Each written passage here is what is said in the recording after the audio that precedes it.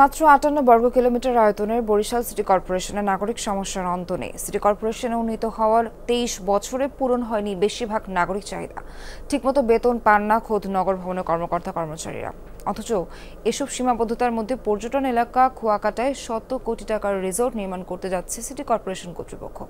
এর মধ্যে কয়েক একর জমি কিনতে পত্রিকায় বিজ্ঞপ্তিও দিয়েছে নগর প্রশাসন। তাদের এই কর্মকাণ্ডকে উচ্চাভিলাষী বলছে সচেতন মহল। প্রাণ সসের মাখামাখি টেস্ট নুডলসকে করে তোলে আরো ইয়ামি আরো জোস। প্রাণ সসের বস। এই স্থাপনাটি বরিশাল সিটি কর্পোরেশনের প্রধান কেন্দ্র নগর ভবন।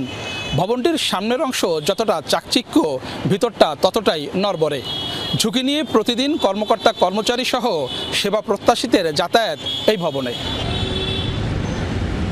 ১৯৯০ সালে নির্মিত পৌর ভবনে ২০০২ সালে শুরু হয় বরিশাল সিটি কর্পোরেশনের কার্যক্রম।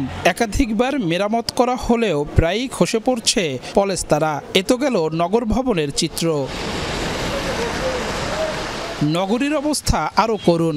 বেহাল রাস্তাঘাট, ড্রেনেজ ব্যবস্থা, ভারী বৃষ্টিতে হাঁটু জল, উন্মুক্ত ভাগাড়ে ময়লার পাহাড়, নেই সুয়ারেজ ব্যবস্থা। মশায় অতিষ্ঠ নগরবাসী ভুগছে বিশুদ্ধ পানির সংকটে। সবচেয়ে বেশি দুর্ভোগে বর্ধিত অংশের মানুষ।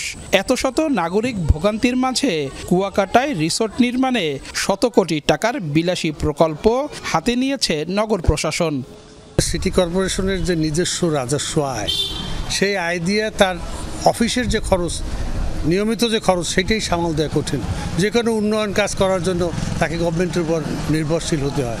বরিশাল শহরে বর্তমানে সবচেয়ে যে কঠিন এবং খারাপ অবস্থা, সেটা হলো বর্জ্য ব্যবস্থাপনার অভাব। ভবিষ্যতে এই রিসোর্ট আমাদের পরিবার পরিজন নিয়ে তারা ঘুরবেন, এটাই আসলে তাদের ইচ্ছা, তাদের ভিশন।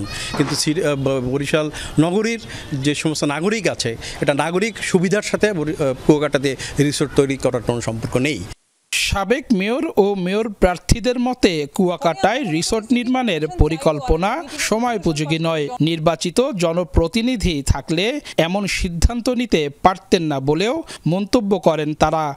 কেন এই বিলাসবহুল রিসোর্ট নির্মাণ করছেন? কার অনুমতি নিয়ে তারা করছেন? তারা সরকারের কাছ থেকে কি পূর্ব অনুমতি নিয়েছেন? এই ধরনের প্রকল্প করতে গেলে সিটি কর্পোরেশনের সীমার বাইরে যেতে হলে অবশ্যই তাদেরকে কোনো না কোনো উদ্দেশ্যে যেতে হবে। সেটার জন্য পূর্ব অনুমতি নেওয়ার বিধান আছে। তারা কি সেই অনুমতি নিয়েছেন? আমরা তো সেই বিজ্ঞপ্তিতে সেই অনুমতির কথা দেখিনি। অতিরিক্ত খরচ এবং যারা জনপ্রতিনিধি নয় তারা এই ধরনের চিন্তা ভাবনা করতে পারে। জনপ্রতিনিধি আসলেই জনগণের কল্যাণ হবে। সিটি কর্পোরেশনের প্রধান নির্বাহী জানান, উপার্জিত রাজস্ব থেকেই কুয়াকাটায় রিসোর্ট নির্মাণে ব্যয় করা হবে।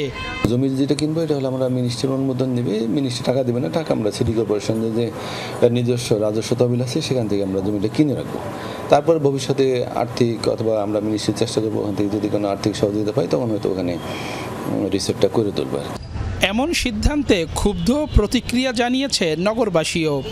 ড্রেনেজ ব্যবস্থা নাই, তারপরে রাস্তাঘাট ঠিকমতো হয় না এখনো। কুয়াকাটা খরচ করলে হয়তো সারা দেশের লোকের উপকার হবে, কিন্তু আমরা বরিশালবাসী তো আমাদের নাগরিক সমস্যাগুলো সমাধান হচ্ছে না এই টাকা দিয়ে। এখন প্রশ্ন উঠতেই পারে, সিটি কর্পোরেশনের বাসিন্দাদের যে প্রকল্পে সম্মতি নেই, সেই রিসোর্ট করা হবে কাদের স্বার্থে? কাউসার হোসেন, যমুনা নিউজ, বরিশাল।